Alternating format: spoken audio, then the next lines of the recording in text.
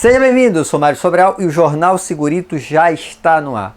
E hoje vamos falar sobre levantamento preliminar e análise ergonômica do trabalho com base no futuro texto da NR17. É um texto que ainda não está aprovado, mas como está alinhado com a NR1, eu estou apostando que ele será aprovado do jeito que está aqui. Então bora dar uma lida aqui e entender sobre o que ele fala.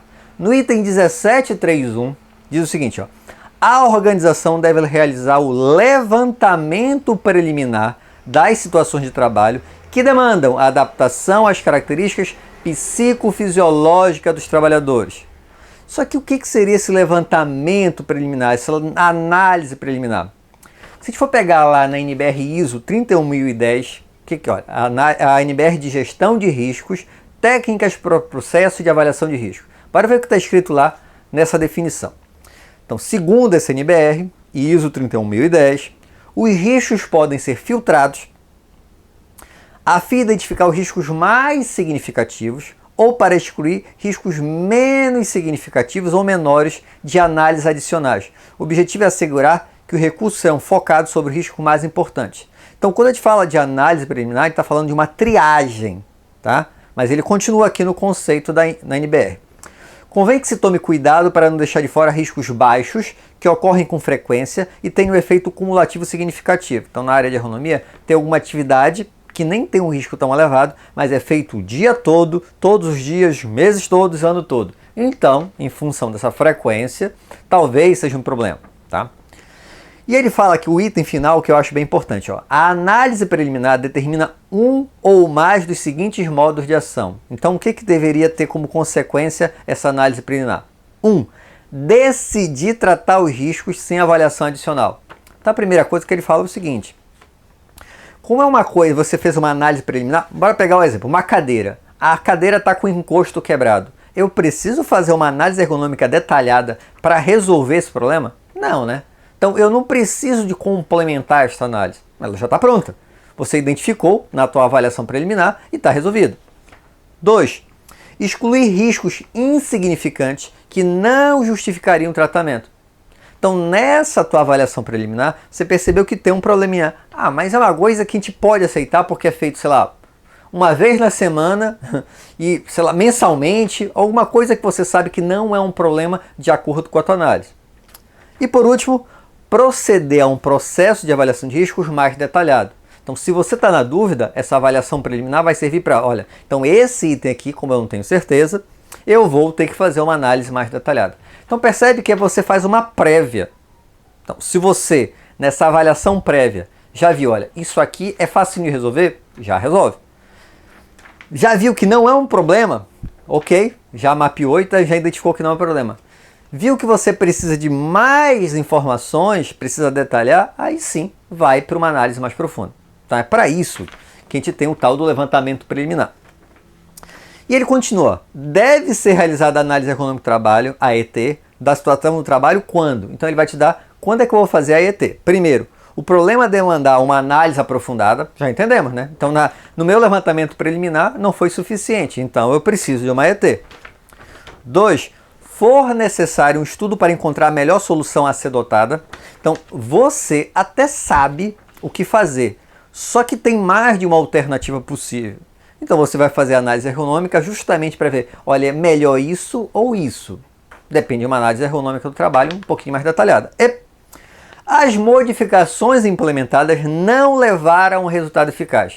Então, você até implementou, você avaliou, só que não deu certo. Então, para isso, eu preciso de uma AET. Tá? E a AET deve abordar, isso aqui eu acho bem interessante dessa NR17, ó. A AET deve abordar as condições de trabalho conforme estabelecido nesta norma regulamentadora, incluindo as seguintes etapas. Vou alertar novamente, esse texto da NR17 é o texto que ainda não foi aprovado, tá? Mas eu acho que ele não vai alterar, pelo menos essa parte aqui que eu estou lendo para vocês. Mas é chute, quando sair a norma, dá uma lida lá.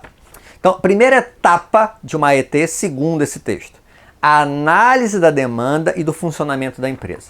Então, óbvio, eu preciso saber qual o motivo, qual a demanda que me levou a fazer aquela análise. Ah, é uma perícia, o trabalhador tem alguma deficiência física, eu preciso avaliar o posto para ele. Então, qual a demanda? Então, analisar a demanda, os motivos E também ele coloca aqui o funcionamento da empresa. A gente precisa entender o todo.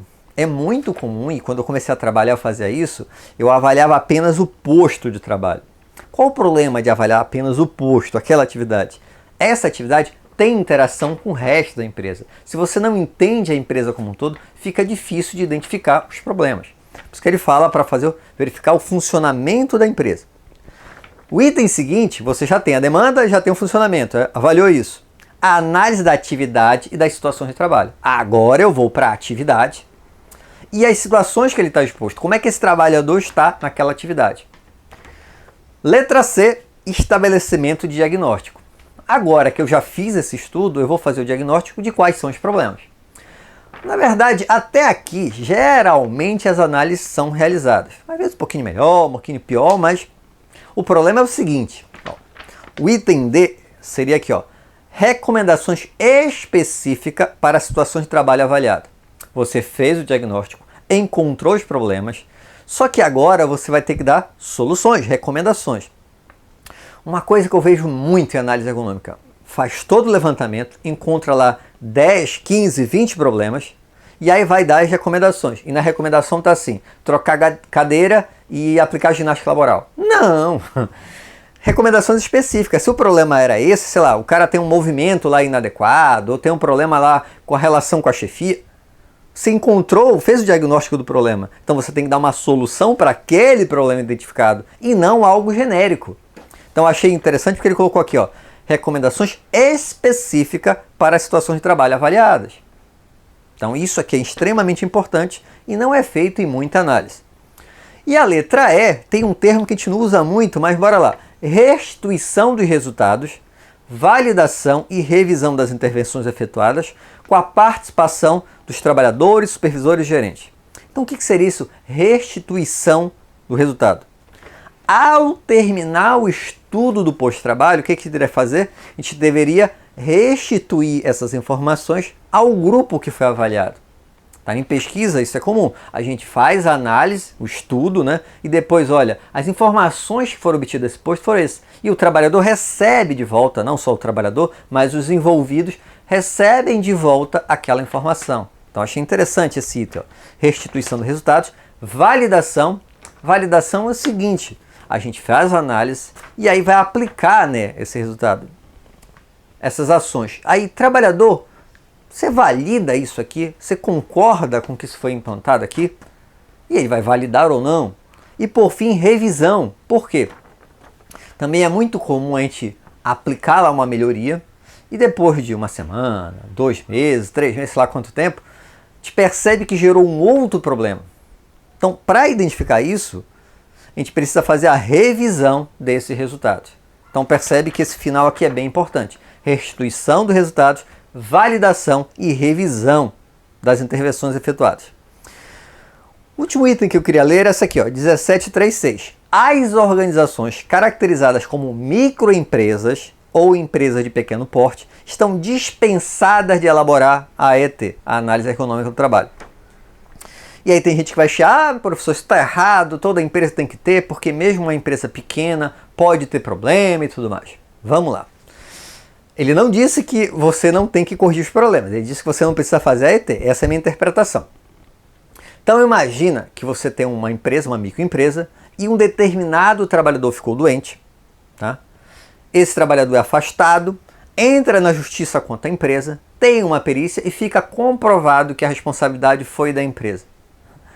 Percebe que não ter a AET, a Análise Ergonômica do Trabalho, não faz diferença nenhuma nesse caso?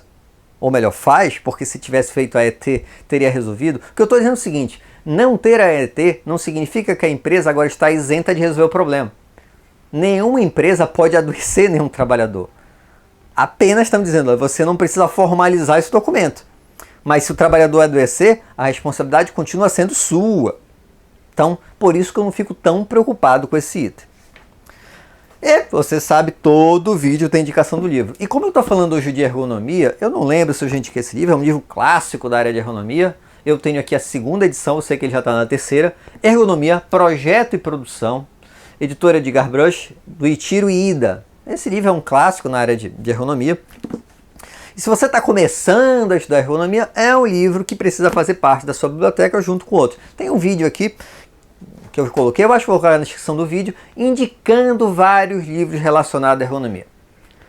Espero que tenham gostado. Se gostaram, já sabe, né? Curte, compartilha. E tem alguma dúvida ou sugestão de pauta? É só colocar aí embaixo nos comentários ou mandar um e-mail para sobralj@hotmail.com. Um abraço e até o próximo programa.